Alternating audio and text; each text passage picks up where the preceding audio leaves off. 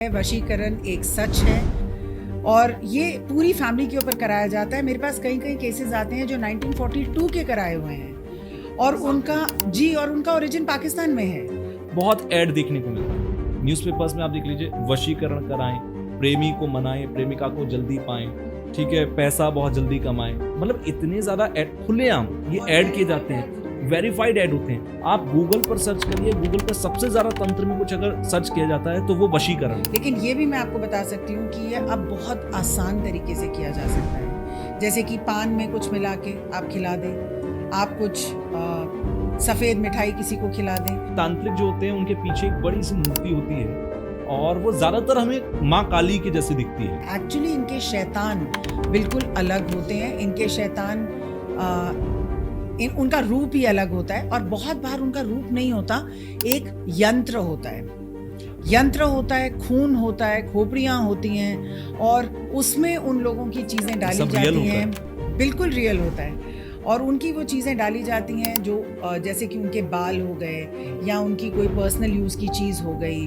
कि अगर किसी के ऊपर वशीकरण हो रहा है, इनिशियली आप ऐसा स्टार्ट कर दीजिए जिससे कि ये चीज़ बढ़े नहीं। एक और मैंने आदत देखी है लोगों में, स्पेशली ऐसे लोगों में या कुछ फैमिलीज में होती है कि रात को अपने कपड़े जो बाहर सूखे नहीं वो बाहर ही छोड़ देते हैं। और इन कपड़ों के ऊपर डेफिनेटली, क्योंकि इनमें से कितना भी आप धो लीजिए, हमारे एक इंसान की जो सुगंध, बू जो कह लें, बॉडी ओडर है, उसमें वो चिपक जाती है और इजीली आपके घर में आ जाती है। तो कपड़े आपको 4 बजे के बाद नहीं सुखाने हैं। क्या सम्मोहन और वशीकरण एक ही चीज होती है? तो आप देखेंगे कि जो बहुत ज़्यादा बड़े बिजनेसमैन वगैरह होते हैं वो आपको कभी आंखों में देख के आपसे बात नहीं करेंगे, थोड़ी आंख इधर रख के बात करेंगे। तो आप समझ जाइए कि उनको ये सिखाया गया है कि बिल्कुल आंखों में आंखें डाल के नहीं बात करनी। सम्मोहन के लिए आपकी ऑरा अट्रैक्ट होनी चाहिए, आपके चक्रास अलाइंड होने चाहिए। तो अगर आप और मैं ऐसे बैठे हैं और हमारे सारे चक्रास आपस में अलाइंड हैं और मैं आपकी आंखों में देख के बात कर रही हूँ तो ये बहुत आसान है। वशीकरण, मारण, सम्मोहन, उच्चाटन, ये ऐसे शब्द हैं जो अब तक हमने कई बार या तो गूगल पर पढ़े हैं या किसी एडवर्टीजमेंट में देखे हैं। आपने हाल फिलहाल में एक मूवी देखी है क्या? नाम फिल्म का है शैतान। अजय देवगन और आर माधवन की फिल्म थी और इस फिल्म में वशीकरण को बहुत करीब से समझाया गया। इसमें दिखाया गया कि एक शख्स एक अभिमंत्रित लड्डू को खिलाकर एक लड़की को इस हद तक अपने वश में कर लेता है कि वो लड़की अपने परिवार की जान लेने के लिए उतारू हो जाती है। तो क्या ये सब चीजें एक असली दुनिया की चीजें हैं या फिर ये मनगढ़ंत कपोल कल्पनाएं हैं? इन सब चीजों को समझने के लिए आज का ये पॉडकास्ट मैं लेकर आया हूं। नमस्कार दोस्तों, आप सभी का स्वागत है हमारे आज के इस पॉडकास्ट में। अब तक के तमाम पॉडकास्ट आपने खूब सराहे हैं, आपने खूब उन्हें देखा है और लाइक किया है, उस सब के लिए आपका धन्यवाद। और डॉक्टर मनमीत के साथ एक बार फिर मैं आज इस टॉपिक पर, वशीकरण, उच्चाटन, मारण, ये सारी चीजों पर मैं डिटेल में बात करूंगा। डॉक्टर मनमीत को तो आप लोग जानते ही हैं, स्पिरिचुअल गुरु हैं, देश के उन तमाम चुनिंदा लोगों में से एक हैं जिन्होंने शुरुआत की आकाशिक रिकॉर्ड को पढ़ने की और आकाशिक रिकॉर्ड्स को सिखाने की कि कैसे पढ़ा जा सकता है। एक बॉर्न टैलेंट उनके पास है साइकिक होने का और मीडियम होने का, यानी कि वो आप लोगों की या किसी की भी बात आपके पूर्वजों की आत्माओं से करा सकती है। वो कई सारे केसेस को आज तक सॉल्व कर चुकी हैं, सैकड़ों केसेस को आज तक उन्होंने सॉल्व किया जो कि पैरानॉर्मल वर्ल्ड से जुड़े हुए थे। तो आज जो केस हम लेकर उनके पास आए हैं, जिसमें उन्होंने हमसे वशीकरण, उच्चाटन, मारण की चीजों पर डिटेल में बात की और बताया कि कैसे इनसे बचा जा सकता है। अगर आप के साथ कोई भी ऐसी घटना हो रही है जो आपको लगता है कि नॉर्मल नहीं है बल्कि ये पैरानॉर्मल है, तो आपको आज का ये पॉडकास्ट देखना चाहिए। आपकी रेमेडीज और आप कैसे इन सारी चीजों से पहले ही बच सकते हैं, इस पर भी हमने बात की है। तो आइए शुरू करते हैं आज के इस पॉडकास्ट को। हेलो मैम, कैसे हैं आप? मैं बिल्कुल ठीक हूँ तुषार। काफ़ी हेक्टिक स्केड्यूल रहता होगा और क्योंकि लगातार हमारे पॉडकास्ट हम जो एक सीरीज में कर रहे हैं, बहुत अच्छे हमने देखा कि बहुत सारे लोग बहुत सारे सवाल उस पर कर रहे हैं और वो पॉडकास्ट भी बहुत अच्छा मुझे लग रहा है। कई लाख व्यूज अब तक उस पर आ चुके हैं जी। तो सबसे पहले तो थैंक यू आपको कि आप लोगों के बीच इतना पॉपुलर हैं, और पॉपुलर इसलिए है क्योंकि आप उनके सवालों के जवाब दे रहे हैं। इन सवालों पर कोई बात ही नहीं करना चाहता, कोई सच नहीं बोलना चाहता, बहुत सारे लोग घुमा देना चाहते हैं। स्पिरिचुअलिटी जो है तुषार, वो डेली लाइफ है। स्पिरिचुअलिटी कोई हिमालय पे जाके अलग से नहीं की जाती, ये हमें अपनी डे टू डे लाइफ में ही टाइम निकाल के अपनी अप्रोच के साथ करनी होती है। अच्छा, ये मैंने फील किया कि हमारे आसपास वो सारी चीजें हैं जिस पर हम बात नहीं कर रहे थे, और अब लगातार पॉडकास्ट में हम उन्हीं चीजों पर बात कर रहे हैं, और उनके जवाब जब लोगों को मिल रहे हैं तो वो हमारे साथ कनेक्ट हो रहे हैं। अच्छा, एक मूवी आई है अभी हाल फिलहाल में, शैतान मूवी। शैतान, और शैतान मूवी पर ही मैं आज बात करना चाहता हूँ। बेसिकली शैतान मूवी में एक ऐसा इंसिडेंट मैंने देखा, जिस इंसिडेंट के बाद मैं नहीं, लाखों लोग ये सोच रहे हैं और ये पूछना चाहते हैं कि भाई क्या ये पॉसिबिलिटी है कि एक लड्डू किसी को खिला दिया जाए, एक अभिमंत्रित लड्डू है वो, एक खास लड्डू, और वो लड्डू किसी को खिला दिया गया और वो इतना वशीकरण के दायरे में आके इतना ज्यादा वशीकृत हो गया कि वो बच्ची अपनी जान तक लेने को तैयार थी, अपने भाई को वो जान से मारने को तैयार हो गई। क्या ये बिल्कुल पॉसिबिलिटी है। वशीकरण एक सच है, तंत्र एक सच है, मारण, सम्मोहन, उच्चाटन, ये सब होते हैं और हमारे पास ऑलमोस्ट रोज ऐसे केस आते हैं। आज मैं सुबह से 5 केसेस देख चुकी हूँ, जिसमें से 2 केस फैमिली के ऊपर वशीकरण के थे। पूरी फैमिली पर वशीकरण किया हुआ था और एंसेस्ट्रल तरीके से किया हुआ था। ये कैसे होता है?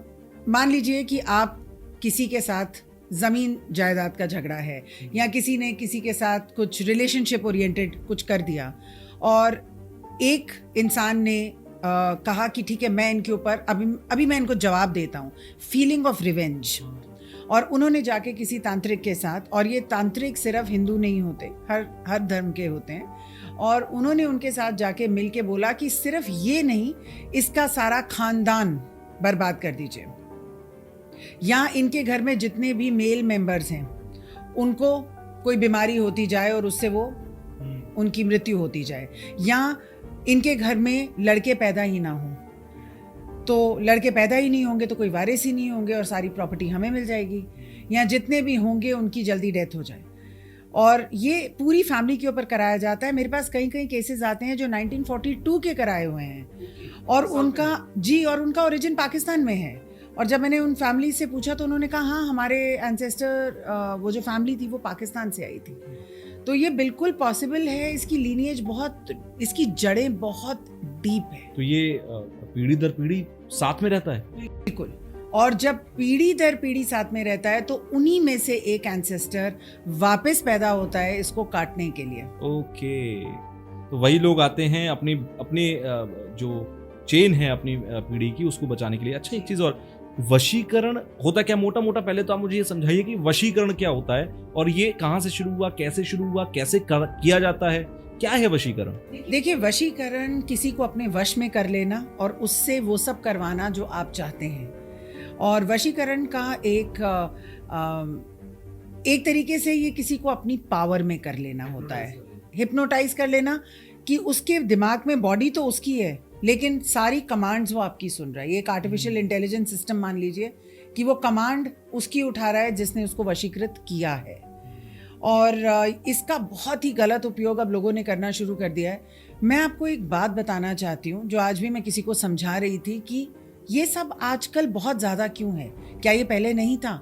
ये पहले भी था, लेकिन अब क्या हो गया है कि ये जो जनरेशन है, दुनिया जो है, अब एक इंस्टेंट मैगी नूडल्स बन चुकी है। सबको एकदम तुरंत रिजल्ट चाहिए, किसी को लंबा नहीं खींचना, सबको बिल्कुल अचानक से सब कुछ हो जाए ये चाहिए। EMIs की वजह से अब लोगों के पास इतना पैसा आ गया है कि अगर उनको गाड़ी चाहिए और उनकी मीन्स के बाहर है तो वो EMI पे गाड़ी ले लेते हैं। आज की डेट में बच्चे किसी भी चीज़ के लिए वेट नहीं करना चाहते, सबको इंस्टेंट रिजल्ट्स चाहिए। गर्लफ्रेंड चाहिए इंस्टेंट चाहिए, शादी चाहिए इंस्टेंट चाहिए, जॉब मिले एकदम, प्रमोशन मिल जाए। पहले के ज़माने में लोग रुकते थे, उनको पता होता था 2-3 साल काम करेंगे तो प्रमोशन मिलेगी, लेकिन आज लोगों को लगता है सब कुछ इंस्टेंट चाहिए और अगर नहीं मिला तो छोड़ो, कुछ और करेंगे। तो ये जो एक्सपेक्टेशन हो चुकी है एंटाइटलमेंट की पूरी दुनिया में, और जितने भी माँ बाप ये पॉडकास्ट सुन रहे हैं वो ये मानेंगे कि उनके बच्चे भी अब एंटाइटल फील करते हैं हर एक चीज़ के लिए।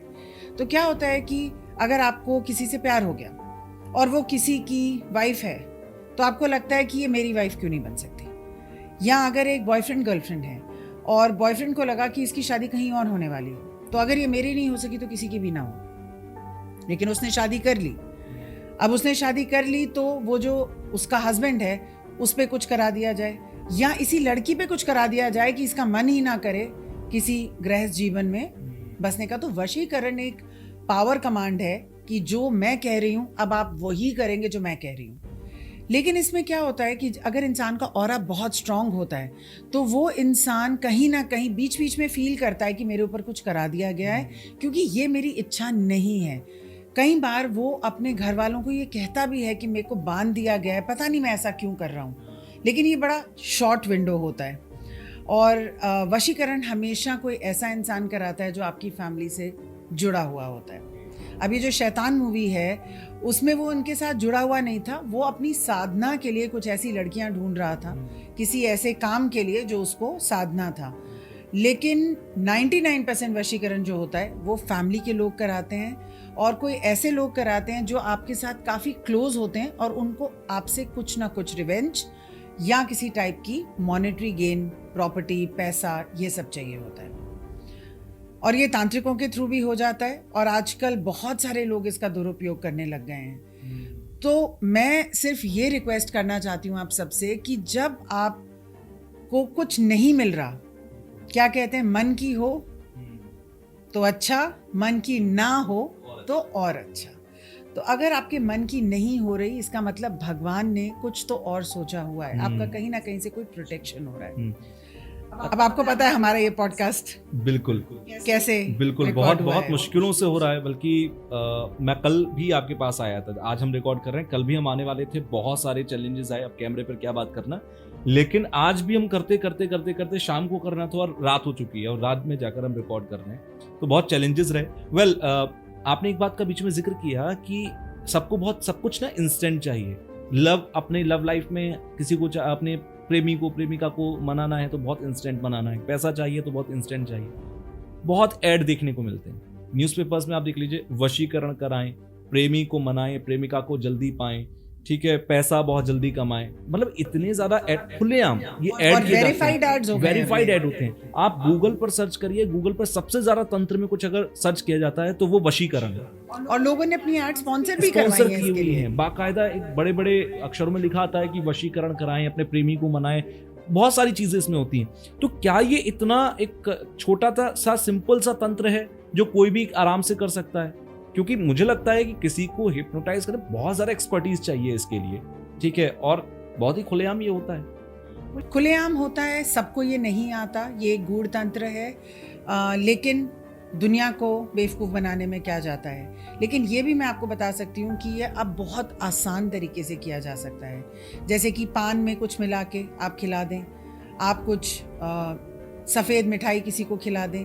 अब तो ऐसा भी कहते हैं कि किसी की पिक्चर को आप पानी में डिप कर लें और उस पानी को अगर आप पिला दें तो भी किया जा सकता है। लेकिन ये मुझे लगता है इतने आसान नहीं होगा कि अभी कोई हमारे पॉडकास्ट को सुने और वो इमेज को डुबो दे। उसके लिए कुछ ना कुछ मंत्र शक्ति होगी। नहीं, बिल्कुल, इसके लिए बहुत मंत्र शक्ति होती है। तांत्रिकों की पूरी एक लीनिएज होती है और वो ये दक्षिणा आगे आगे आगे आगे अपने बच्चों को देते हैं। लेकिन इससे ज़्यादा खतरनाक कुछ नहीं हो सकता तुषार, क्योंकि ये एनर्जी आपके पास वापस आती है। और दूसरा मैं ये कहना चाहूँगी कि वशीकरण एक लाइफ लॉन्ग चीज़ नहीं है। वशीकरण एक टाइम के लिए किया जाता है। अगर उस इंसान का ऑरा, वो इंसान सोचे कि नहीं मुझे ये नहीं करना, या उसके आसपास कोई इंसान उसको मंदिरों में ले जा सके, जैसे कि मेहंदीपुर बालाजी ले जा सके, और काफ़ी इसके तोड़ भी होते हैं, काटा जा सकता है, तो ये कोई ज़िंदगी भर के लिए नहीं होता। और इससे आपकी प्लैनेटरी पोजीशंस की वजह से तो ये हो सकता है, लेकिन इससे आपकी डेस्टिनी बदल नहीं सकती। तो अगर आपकी किस्मत में लिखा है कि आप सफ़र करोगे तो शायद आप एक दशा, महादशा, अंतरदशा में सफ़र करोगे, और ये एक तरीका हो सकता है, एक साधन हो सकता है। आपके ग्रहों से भी रिलेट करता है ये ग्रहों से बिल्कुल रिलेट। मैं इस पर आपसे बात करूंगा, लेकिन अभी ना मैं थोड़ा सा वशीकरण के साथ में दो शब्द और आते हैं, क्योंकि मैंने एडवर्टीजमेंट में बहुत ज्यादा देखा, वशीकरण, उच्चाटन और मारण, इसके साथ साथ एक सम्मोहन भी आता है। तो क्या वशीकरण, पहले वशीकरण और सम्मोहन को हम कंपेयर कर लेते हैं, क्या सम्मोहन और वशीकरण एक ही चीज होती है? नहीं, सम्मोहन होता है कि मैं आपकी आंखों में देख के बातों बातों में आपको हिप्नोटाइज कर लूं और आपको काफ़ी हद तक मेरी बातें अच्छी लगने लग जाएं, आपको लगे कि जो ये कह रही है वो सच है, और धीरे धीरे आप मेरे पे इस तरीके का विश्वास कर लें जिसको हम अंधा विश्वास कहते हैं। और ये जो है ये ईस्ट इंडिया और साउथ इंडिया में बहुत ज़्यादा किया जाता है, और यहीं पे इसकी शिक्षा और विद्या दी जाती है, सम्मोहन की। और सम्मोहन तो आप देखेंगे कि जो बहुत ज़्यादा बड़े बिजनेसमैन वगैरह होते हैं वो आपको कभी आंखों में देख के आपसे बात नहीं करेंगे, थोड़ी आंख इधर रख के बात करेंगे। तो आप समझ जाइए कि उनको ये सिखाया गया है कि बिल्कुल आंखों में आंखें डाल के नहीं बात करनी। सम्मोहन के लिए आपकी ऑरा अट्रैक्ट होनी चाहिए, आपके चक्रास अलाइंड होने चाहिए। तो अगर आप और मैं ऐसे बैठे हैं और हमारे सारे चक्रास आपस में अलाइंड हैं और मैं आपकी आंखों में देख के बात कर रही हूँ, तो ये बहुत आसान है। तो मैं कभी भी अपने क्लाइंट्स के सामने ऐसे नहीं बैठती, मैं आज भी ऐसे बैठी हूँ। तो आप अपनी बॉडी को एंगल करेंगे ताकि किसी का भी डायरेक्ट उसके ऊपर चक्रा से कनेक्शन ना बन पाए। तो ये होता है सम्मोहन। और वशीकरण होता है कि मैं आपको बिल्कुल, वशीकरण एक बहुत ज़्यादा इंटेंस और पावरफुल होता है, सम्मोहन एक थोड़ा हल्का फुल्का रहता है, लेकिन आप फिर मेरे उसमें आ जाएंगे, जो मैं आपको कहूँगी आप वही करेंगे। और उच्चाटन होता है कि आपका दिल कहीं पे भी नहीं लगता, आपका दिल उखड़ जाता है, आप डिटैच हो जाते हैं हर चीज़ से। तो मेरे पास जैसे एक केस आया था, एक 56 ईयर ओल्ड सीनियर लीडरशिप के काफ़ी डायनेमिक व्यक्ति थे और मल्टीनेशनल में काम करते थे। उनका कंपटीशन सीईओ बनने के लिए एक लेडी के साथ था जो भी सीनियर डायरेक्टर थी, काफ़ी बड़ी इंश्योरेंस कंपनी है, मैं नाम नहीं लूँगी। और इन्होंने क्या देखा कि इनको मिल गई पोजीशन, इनको मिल गई प्रमोशन, और उसके बाद इनकी वाइफ ने मुझे कांटेक्ट किया कि कुछ ठीक नहीं चल रहा, हमने इस प्रमोशन का बहुत वेट किया। तो जब पूरी स्कैनिंग की गई, पूरा टेस्ट किया गया, देखा गया कि क्या था, तो पता चला कि वो जो इनकी लेडी कोलीग थी, जो इनसे काफ़ी जेलस थी, जो इस पोजीशन के लिए लड़ना चाहती थी और उनको वो नहीं मिली, उन्होंने इनके ऊपर उच्चाटन की क्रिया करवाई। अब उच्चाटन में क्या होता है कि आपका दिल उखड़ा उखड़ा सा ही रहता है, लेकिन इनके वर्क लाइफ को करके उच्चाटन कराया। तो ये व्यक्ति जिनको इतने सालों से इंतज़ार था सीईओ बनने का, सीईओ बनने के बाद जब अपने ऑफिस जाने लगे तो इनको अपनी टीम अच्छी नहीं लगने लगी, इनको अपना ऑफिस में बैठना अच्छा नहीं लगने लगा, इनको वो कंपनी अच्छी नहीं लगने लगी। लेकिन अब सीईओ बन के आपको प्रूव करना है, आपको रिजल्ट्स देने हैं। तो उन्होंने 1-2 महीने के बाद अपनी मैनेजमेंट से कहा कि मुझे लगता है कि मुझे इंडिया नहीं, आप मुझे इस कंट्री में भेज दीजिए, शायद वहाँ पे ज़्यादा मेरी ज़रूरत है। और उन्होंने कहा ठीक है, अब वो वहाँ चले गए। अब वहाँ से भी उनका दिल उखड़ने लग गया।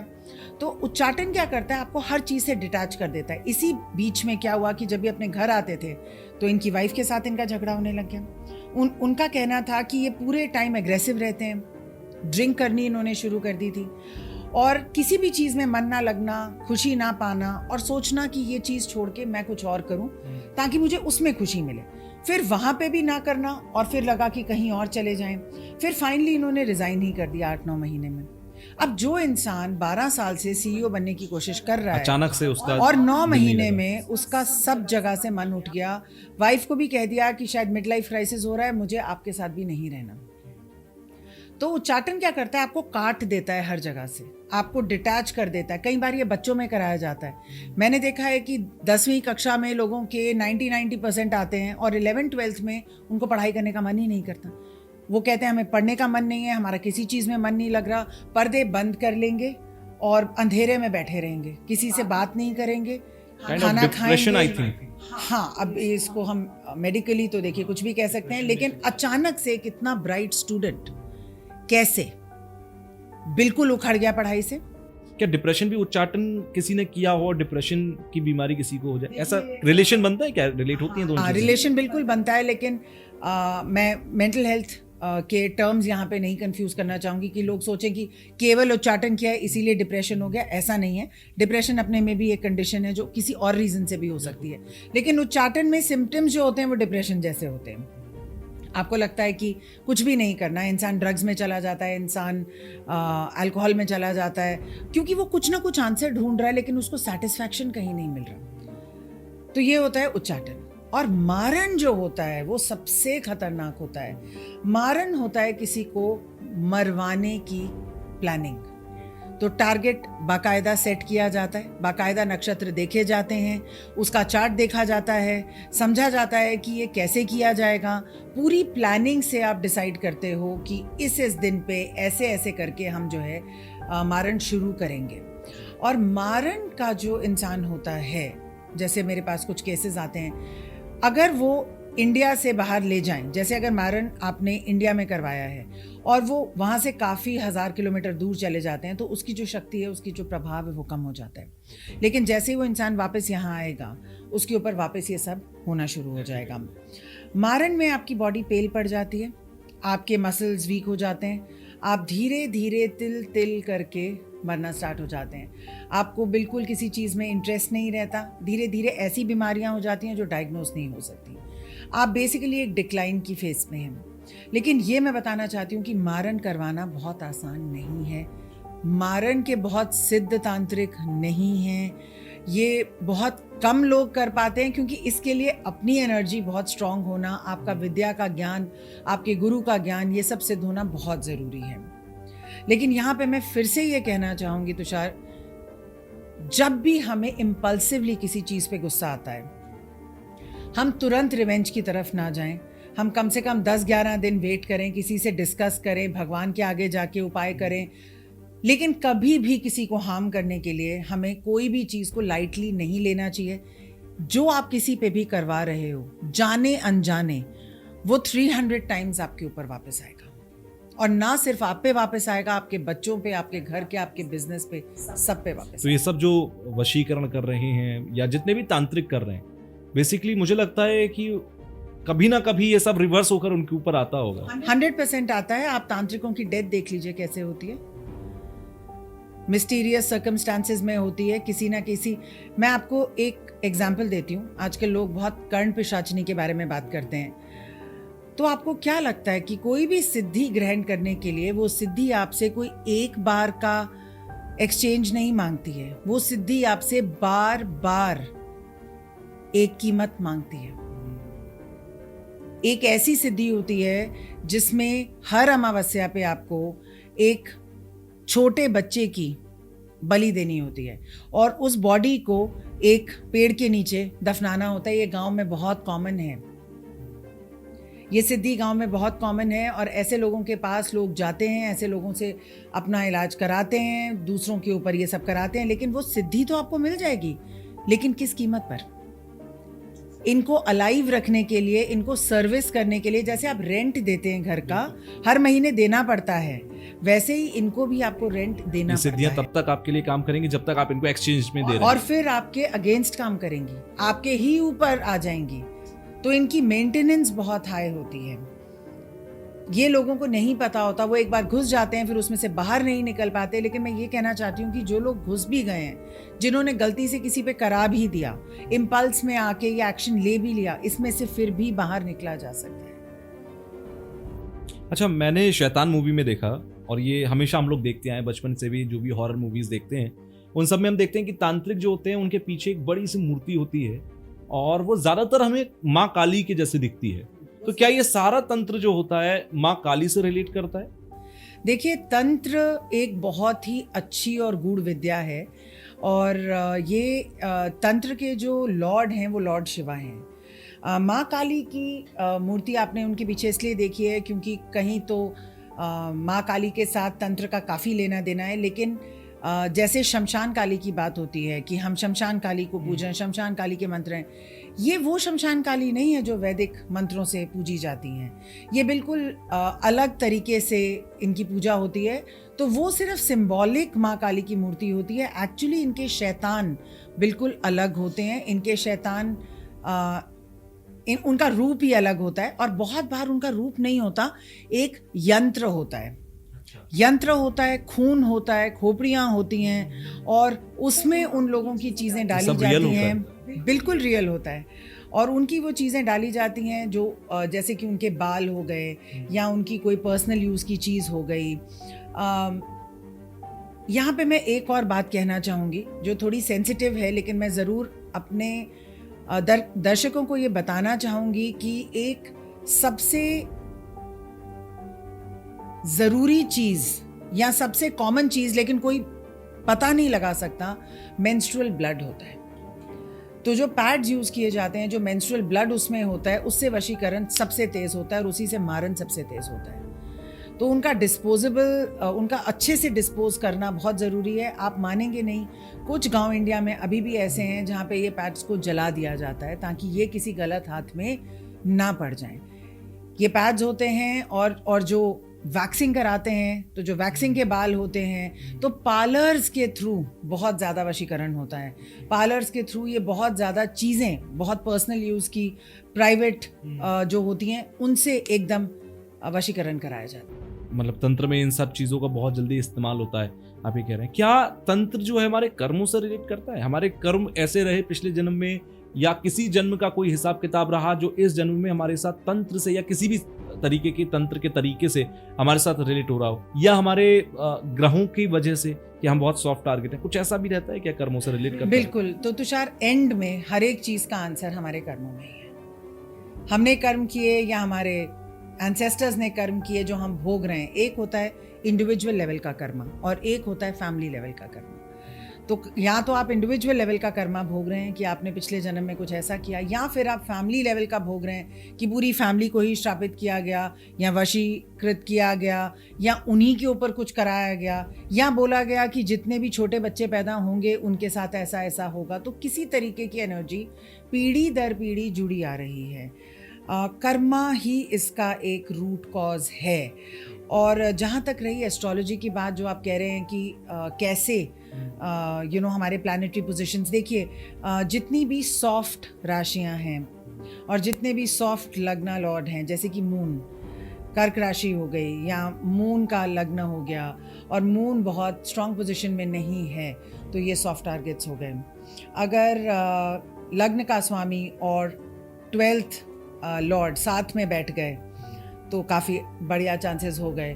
तो ये सब कुछ देखा जाता है। आप गंडमूल में पैदा हुए हैं, आपकी सोल एस्ट्रोलॉजी के थ्रू ये सब देखा जाता है और फिर पूरा टारगेट किया जाता है। किस नक्षत्र में किया जाएगा, कौन से पीरियड में किया जाएगा, क्या इसकी शुरुआत राहु काल में की जाएगी, किस किस ग्रह का सहारा लेंगे, कैसे होगा। तो सॉफ्ट टारगेट्स, कुंडली आपकी सिर्फ ये बताती है कि आप कितने ईजी टारगेट हैं, लेकिन इसकी जड़ जो है वो कर्मा है। और इसीलिए फैमिली आकाशिक रिकॉर्ड्स कराने बहुत ज़रूरी हैं। इससे होती है स्कैनिंग कि आपकी फैमिली में क्या क्या हुआ है। और जब ये केसेस मेरे सामने आते हैं, जैसे आ जाए, और वहीं पे बैठे बैठे ऐसा लगता है कि पूरी एक एल्बम खुल गई है। सबसे पहले मुझे माँ काली का यंत्र दिखता है, क्या हुआ था? पूरा फॉर्म बनता हुआ। आज मेरे पास एक फैमिली आई थी और उनके भाई के ऊपर किसी ने कुछ करवाया था। अब क्या है कि जैसे ही वो लोग आए, उनकी शक्लें देखने की जगह मुझे माँ काली का यंत्र बनता हुआ दिखना स्टार्ट हो गया। जैसे ये प्रोसेस मेरे साथ शुरू होता है, मुझे समझ में आ जाता है कि अगर माँ काली एकदम सामने आ गई हैं, इसका मतलब इनके पीछे कुछ ऐसी चीज़ है जिससे मुझे भी प्रोटेक्शन की ज़रूरत है, और कुछ वो मुझे ऐसा दिखा रही हैं जो काफ़ी डीप है और शायद तंत्र से रिलेटेड है, वशीकरण से रिलेटेड है। तो मैंने उनको सीधा पूछना शुरू किया कि इस साल में ऐसा हुआ था, इस साल में ऐसा हुआ था, इनकी ऐसी नेचर थी, वो ये करते थे, और वो बिल्कुल हाँ हाँ हाँ हाँ बस बोलते चले गए। तो जब हम फैमिली आकाशिक को स्कैन करते हैं तो उससे ये पता चलता है कि आपकी फैमिली के थ्रेड्स कहाँ जुड़े हुए हैं, किसने क्या किया और क्या असर आया। तो फिर ऐसे क्वेश्चंस पूछे जाते हैं कि क्या सारे मेल मेंबर्स के साथ ऐसा हुआ? आंसर है हाँ। सो वो भी रिलेट एकदम कर पा रहे हैं कि पैटर्न ये रहा या ऐसे किया गया, पूरी फैमिली में ऐसा ही हो रहा था, ऐसे ही हो रहा था। 4 पीढ़ियां हमने ट्रेस कर ली और ऐसे ही हो रहा था, चारों पीढ़ी में, चारों सेम टू सेम। और इसका रूट कहाँ था, क्या था, वो सब कुछ बाहर निकल के आया। अब इसकी क्लियरिंग होगी, लेकिन स्कैनिंग करानी ज़रूरी है। ऐसे केसेस में स्कैनिंग एक एक्सरे का काम करती है। आपको एक्सरे निकाल के ये तो देखना ही पड़ेगा कि हड्डी कितनी टूटी है, कहाँ से टूटी है, तभी आप उसको रूट कॉज क्या है, कहाँ से, रूट कॉज क्या है। और रूट कॉज ज़रूरी ही किसी ना किसी का कर्मा होता है। एक आदमी आए मेरे पास जिनकी वाइफ की 32 इयर्स में डेथ हो गई। वो भी लॉयर और उनकी वाइफ भी लॉयर, और वो एक ऐसे घर में रहते थे जो 3 घर आपस में जुड़े हुए थे, मतलब एक ही प्लॉट था और उस पे किसी ने बहुत साल पहले 3 घर बनाए थे एक ही फैमिली ने। बीच वाले घर में कोई नहीं रहता था, इस वाले घर में ये लोग रहते थे और थर्ड वाला घर उन्होंने किराए पे दिया हुआ था। पेरेंट्स वहां रहते ही नहीं थे, पेरेंट्स साथ में ही किसी जगह पे रहते थे पर वहां नहीं रहते थे। तो मेरा पहला क्वेश्चन ये था कि अगर ये 3 घर आपस में जुड़े हुए हैं तो पेरेंट्स यहाँ क्यों नहीं रहते? ठीक है, उन्होंने अपने बेटे को भी बोला कि तुम यहाँ पे मत रहो, लेकिन बेटे ने बोला कि अभी मैं नहीं अफोर्ड कर सकता एक किराए का घर, जब ये बिक जाएगा तब तक हम रह लेते हैं जब तक बिक जाएगा। और उनके घर में एक एक करके डेथ्स होनी स्टार्ट हो गई। पहले वहां कोई नहीं रहता था, बीच वाले घर में पहले कोई रहता था, साइड वाले जो किराएदार थे उनके घर में सबको बीमारियां ही बीमारियां, कैंसर ही कैंसर।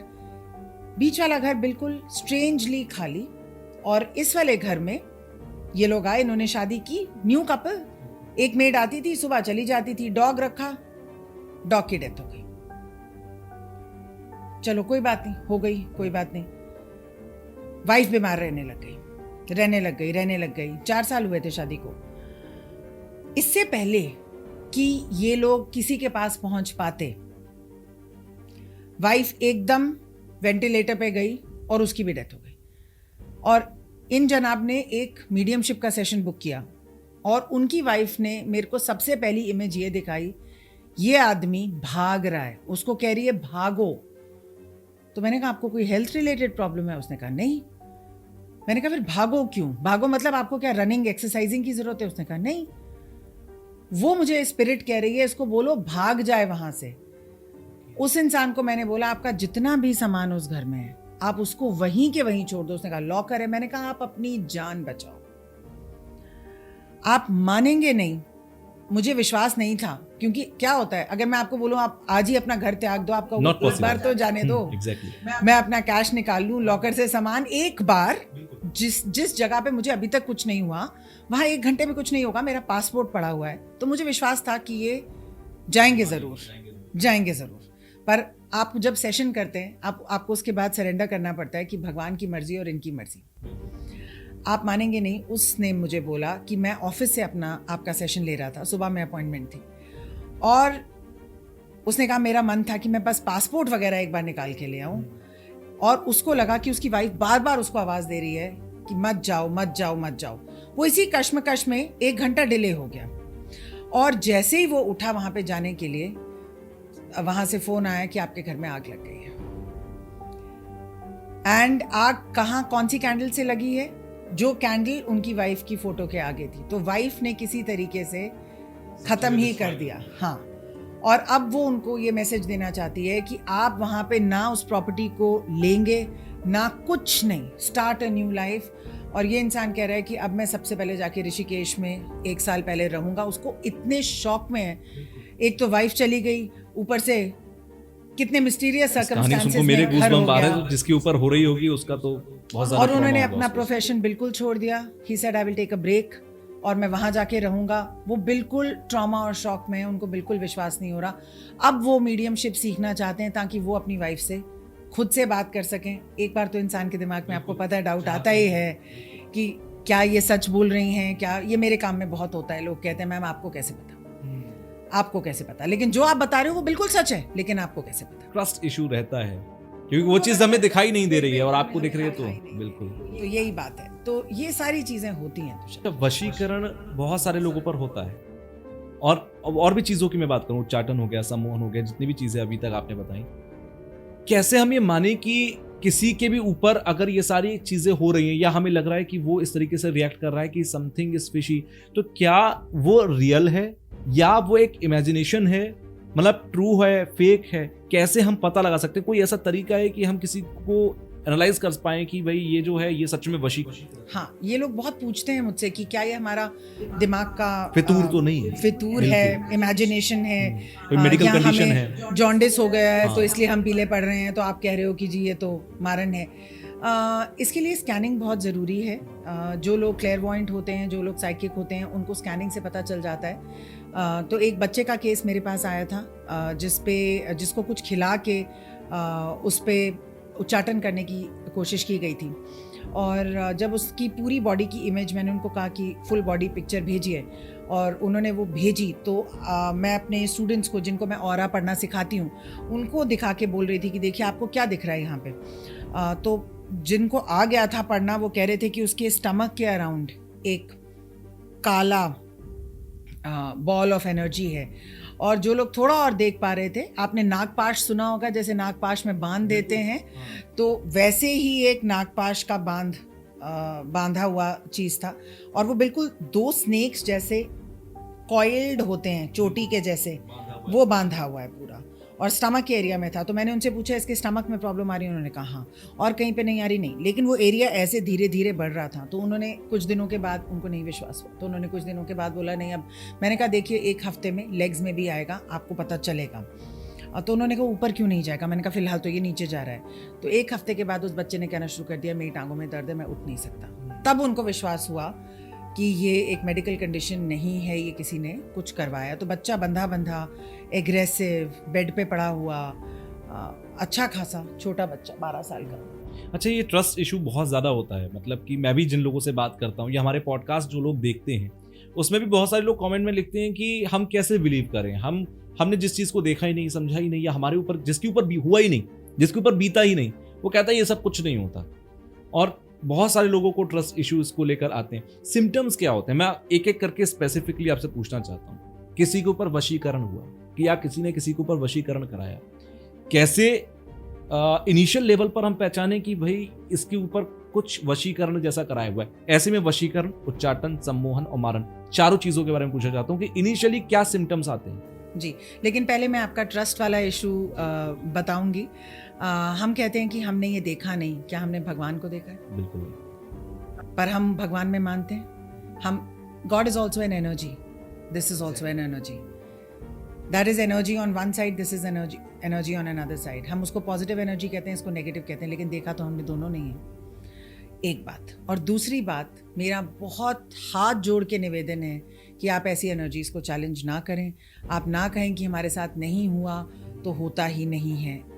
कभी कभी ये स्पिरिट्स इसको चैलेंज ले लेती हैं और फिर वो करके दिखाएंगी और फिर छुटाना मुश्किल हो जाएगा। बताती हैं कि हम क्या हैं। जिन लोगों के साथ ये हुआ है तुषार, और बहुत सारे व्यूअर्स इस समय ये देख रहे हैं, जिन लोगों के साथ हुआ है, आप उनसे जाके उनकी पेन पूछिए। उनको पूरी की पूरी फैमिली तबाह हो जाती है, पूरी फैमिली, पूरी नस्ल बर्बाद हो जाती है। खासकर ऐसी बीमारी हो जाती है कि जिसका ना तो बीमारी पता है ना ही इलाज पता है।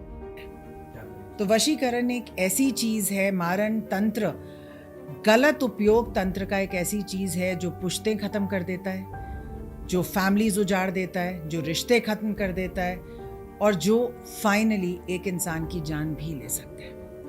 अब हम आते हैं कि इसके सिम्टम्स क्या हैं। देखिए, सिम्टम्स थोड़े मिक्स्ड होते हैं। वशीकरण वाले लोग जो होते हैं वो सडनली एक इंसान की तरफ उनका झुकाव हो जाता है। जो बाकी लोग कह रहे हैं वो उससे कोई मतलब नहीं है। वो धीरे धीरे बार बार यही कहेगा कि मेरी भाभी ठीक कह रही है, मेरी भाभी ठीक कह रही है, नहीं ये कर लेते हैं। तो आपको सडनली लगेगा कि सारा कुछ ये इसी की तरफ सारा झुकाव क्यों है। और अगर उनका कोई क्लोज रिलेशन था अपनी वाइफ से या अपनी मदर से, तो उनको ये बहुत अजीब लगेगा कि ये एक ही इंसान का नाम ले रहा है। और अगर वो उनसे कुछ कहेंगी तो वो तुरंत करेगा जैसे मशीन होती है। तो ये जो एक ही इंसान का ऑब्सेशन होने लग जाता है, ऐसे लगता है ये कमांड एक ही जगह से ले रहा है। तो वशीकरण वाला इंसान ऐसा हो जाता है। वशीकरण वाला इंसान गुस्से में भी आ जाता है, और अगर उसका कहीं ना कहीं पॉजिटिव ऑरा पहले रहा है तो वो ये भी बता सकता है कि मेरे माइंड के साथ कुछ हो रहा है, मुझे बचा लीजिए।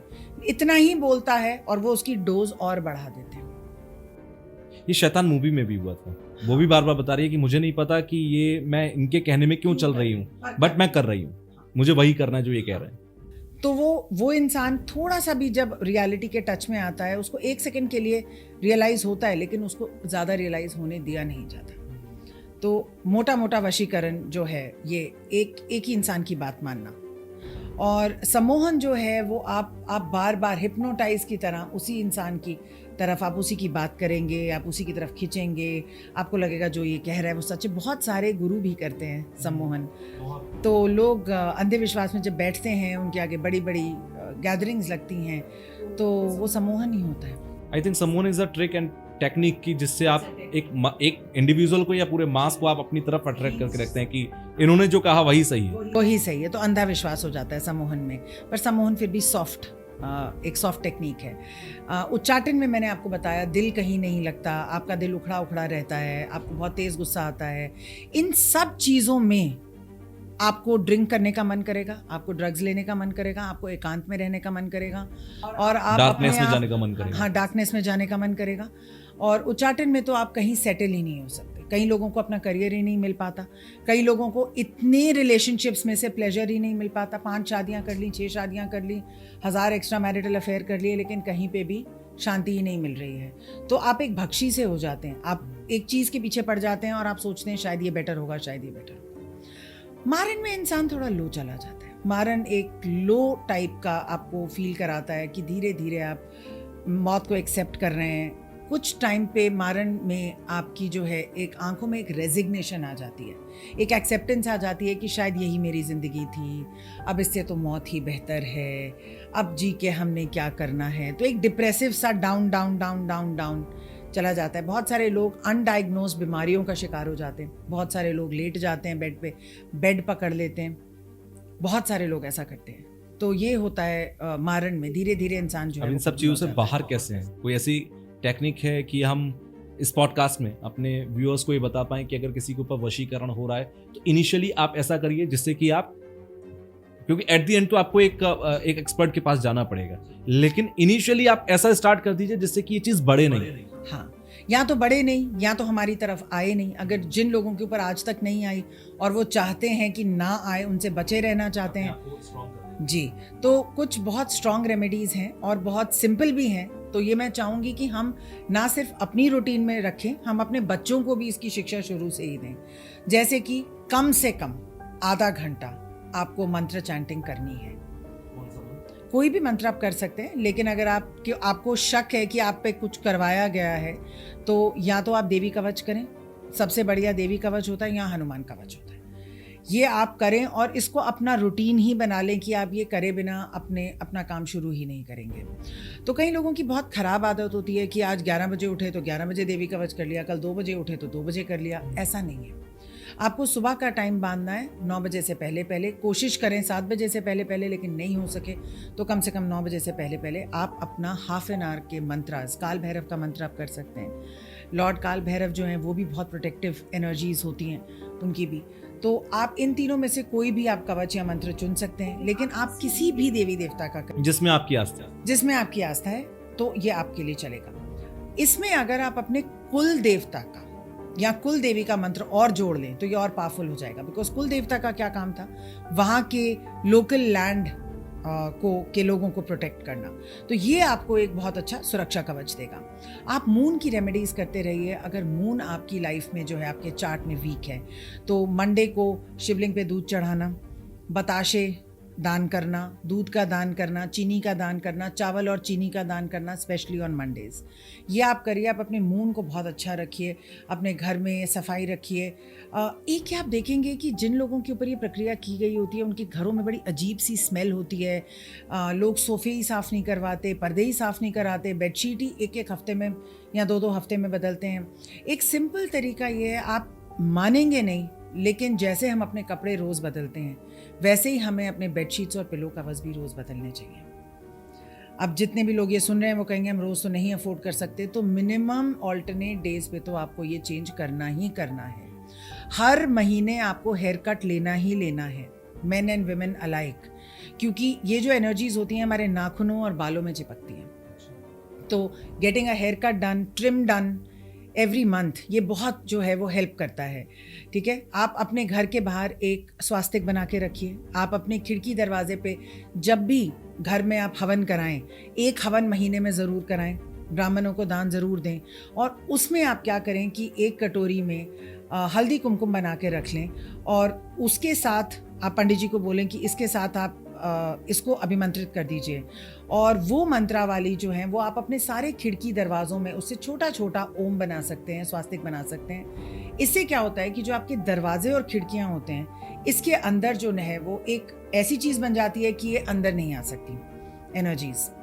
एक और मैंने आदत देखी है लोगों में, स्पेशली ऐसे लोगों में या कुछ फैमिलीज़ में होती है कि रात को अपने कपड़े जो बाहर सूखे नहीं वो बाहर ही छोड़ देते हैं और इन कपड़ों के ऊपर डेफिनेटली, क्योंकि इनमें से कितना भी आप धो लीजिए, हमारे एक इंसान की जो सुगंध, बू जो कह लें, बॉडी ओडर है, उसमें वो चिपक जाती हैं और इजीली आपके घर में आ जाती हैं। तो कपड़े आपको 4 बजे के बाद नहीं सुखाने हैं बाहर।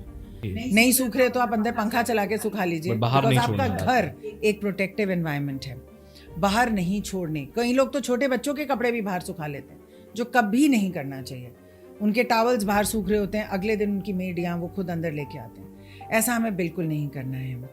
तो ये सिंपल रेमेडीज़ हैं। बाकी आप अपना सोल एस्ट्रोलॉजी चार्ट दिखा सकते हैं, आप उसकी रेमेडीज़ ले सकते हैं। आप रुद्राक्ष पहने, रुद्राक्ष की एक माला पहन के रखें। उसके अपने नियम ज़रूर होते हैं, पर रुद्राक्ष बहुत प्रोटेक्टिव होता है। तुलसी और की वो माला। रुद्राक्ष, तुलसी की माला, लेकिन ऐसी चीज़ों के लिए रुद्राक्ष ज़्यादा पावरफुल होती है। तुलसी ज़्यादा सौम्य होती है। तो रुद्राक्ष की माला को आप खुद भी अभिमंत्रित कर सकते हैं। आप रोज़ जो आधे घंटे का जाप कर रहे हैं और जो वो आप उसको हाथ में लेके कर सकते हैं, और फिर आप खुद ही वो कवच बना के अपने अराउंड पहन सकते हैं, है ना। गंगा जल का प्रयोग करें, बच्चों को समझाएं कि रोज़ नहाना है। और जो दान पुण्य, जैसे हम कहते हैं, flow of money, flow of energy आपके घर में जो है वो चलती रहनी चाहिए। और जिन लोगों को ये लगता है कि हो गया, मुझे नहीं लगता उनको एक दिन भी वेस्ट करना चाहिए। उनको किसी एक्सपर्ट के पास जाना चाहिए और इसको हटाने की पूरी कोशिश करनी चाहिए। मुझसे एक लेडी ने पूछा, मैम मैंने तो भगवान पे छोड़ दिया है। ये भगवान पे छोड़ने की चीज़ नहीं है, दिस रिक्वायर्स एक्शन। आप भगवान पे नहीं छोड़ सकते इसको, क्योंकि आप याद रखिए कि बहुत सारे भगवान ऐसे हैं जो हर योनि को वरदान देते हैं। तो आप वो जो आधे घंटे देवी कवच कर रहे हैं और एक शक्ति जो 24 घंटे देवी कवच कर रही है, बिल्कुल पलड़ा कहाँ भारी है। आपका ऑरा वैसे भी वीक है। करेक्ट। तो आप बिल्कुल ये ना सोचें कि ये हम भगवान पे छोड़ देते हैं। भगवान हमारी रक्षा करेगा, ऑफ कोर्स करेगा, but God helps those who help themselves. ऐसे केस में आपको ज़रूर एक एडवाइस लेनी चाहिए और इसको हटवाने की कोशिश। अच्छा, आपने स्कैनिंग का बीच में जिक्र किया था। एक तो मैं थोड़ा स्कैनिंग को समझना चाहता हूँ कि स्कैनिंग क्या है, कैसे होती है स्कैनिंग। आपके पास जब आते हैं तो आप कैसे स्कैनिंग करते हैं, और स्कैनिंग मुझे अब तक जो मैं बातचीत में आपसे समझा कि स्कैनिंग वो बेसिक इनिशियल स्टेप है जहां से आप खुद को ठीक करने की तरफ लेकर जाते हैं। क्या है स्कैनिंग? एक बार थोड़ा स्कैनिंग के बारे में बताइए। स्कैनिंग एक एक्सरे है। जैसे आपकी हड्डी टूट गई या आपको लगता है कि मेरे को कोई सिस्ट हो गया या कोई तकलीफ हो गई, तो आप एक स्कैन कराते हैं, सीटी स्कैन कराते हैं। स्कैनिंग ऐसे लोगों से की जाती है जो क्लेयरवॉयंट होते हैं, उनको ऑरास देखने आते हैं और वो चार्ट को एनालाइज करते हैं। तो 3-4 चीज़ों को देखा जाता है। बर्थ चार्ट को देखा जाता है, ऑरा को देखा जाता है, इंट्यूशन को देखा जाता है। आपको पता है माँ काली मेरी स्पिरिट गाइड है, तो मैं माँ काली के जो मेरी अभिमंत्रित जगह है वहाँ पे अपने आसन पे बैठ के ये केसेस को स्टडी करती हूँ, स्कैन करती हूँ, और वहाँ से मैं उनके थ्रू पता लगाती हूँ कि यहाँ पे क्या क्या हुआ है। तो ये मेरा तरीका है स्कैन करने का। लोग ऑरा देख के भी कर सकते हैं, बर्थ चार्ट देख के भी कर सकते हैं। यूजुअली 4-5 चीज़ें अगर हम इकट्ठी करके करें तो एक बहुत ठोस आंसर निकलता है। कई बार तो स्कैनिंग में कुछ ऐसा निकलता है जो इंसान ने किसी को नहीं बताया होता, और जब पेरेंट्स अपने बच्चों का कराते हैं या हस्बैंड वाइफ एक दूसरे का कराते हैं तो कुछ ऐसे राज भी निकल के आते हैं जो इस चीज़ की जड़ होते हैं। तो ऐसे में क्या करते हैं, लोग घबरा जाते हैं और सोचते हैं कि अगर मैंने बता दिया मेरा तलाक हो जाएगा, लेकिन ये नहीं सोचते कि नहीं तो हम दोनों की जान चली जाएगी। तो सच का साथ हमें हमेशा देना है। स्कैनिंग से बहुत अच्छे रिजल्ट्स आते हैं। आपको ये पता चल जाता है कि क्या चीज़ इसको ठीक कर सकती है, और फिर यहाँ पे डिपेंड करता है कि आप इसको करा। जितने भी प्रैक्टिशनर्स हैं या फिर जो आप ठीक करने की कोशिश करते हैं, क्योंकि मैंने सुना है कि अगर कोई भी इन चीज़ों को, जो भी पैरानॉर्मल चीज़ें हैं, उनको हटाने की कोशिश करते हैं तो बैकफायर भी करते हैं। तो ये आप लोगों पर भी इफेक्ट करता होगा, तो आप कैसे खुद को सेफ रखते हैं? ये बहुत अच्छा क्वेश्चन है। ये बहुत बैकफायर करता है। हर केस की परमिशन हमें नहीं दी जाती। मैंने आपको ब्रह्म राक्षस के एपिसोड में बताया था कि मेरे गाइड्स ने मुझे परमिशन नहीं दी थी उस ब्रह्म राक्षस को क्लियर करने की, क्योंकि उनको लगा कि ये ब्रह्म राक्षस मुझे जान के एक उसमें लेके आना चाहता है जहाँ पे प्रोवोक कर रहा है। तो हर केस की हमें परमिशन नहीं होती। दूसरी चीज़ ये है कि एक हीलर की, जो पैरानॉर्मल हीलर है या पैरानॉर्मल चीज़ों में काम करता है, उसकी अपनी क्लेंजिंग बहुत इम्पॉर्टेंट होती है। तो आधे टाइम हम सेशंस कर रहे होते हैं और आधे टाइम बैठ के अपनी क्लीनिंग कर रहे होते हैं, और मंत्रों के द्वारा बहुत सारी टेक्निक्स होती हैं, वो कर रहे होते हैं। बट डेफिनेटली ये एक जोखिम भरा काम है, ये आसान नहीं है। कहीं ना कहीं इफ़ेक्ट ज़रूर करता है और वीक हो जाता है। कई बार 1-2 महीने के लिए केसेस रिफ्यूज़ करने पड़ते हैं। कई बार ऐसे नक्षत्रों में हम हीलिंग करते हैं जो हमारे लिए बहुत स्ट्रांग होते हैं, और जो हमारे लिए डेज थोड़े से वीक होते हैं हम उसमें कोई भी केस नहीं लेते।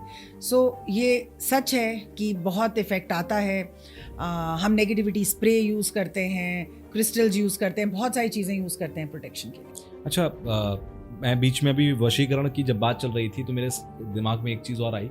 मैंने कुछ जगहों पर पढ़ा, कामरूप कामाख्या का नाम आपसे पढ़ा, बहुत जगहों पर पढ़ा। मैं ये भी समझना चाहूँगा कि कामरूप कामाख्या जो है वो क्या चीज़ है, और असम की तरफ और जो बंगाल का जादू कहा जाता है, बंगाल का जादू बहुत तगड़ा होता है कहते हैं, ऐसा क्या वो एक अलग विद्या है या वहाँ बहुत सारा एक्सपर्ट लोग बैठे हुए हैं इन सारी चीज़ों को लेकर? वहाँ पे इन विद्या का जो है ओरिजिन हुआ था माँ काली का। आपको पता है कि 2 सबसे बड़े टेम्पल्स जो हैं वो कलकत्ता में हैं, और वहाँ पे माँ तारा का भी पीठ है और वो शमशान पे है।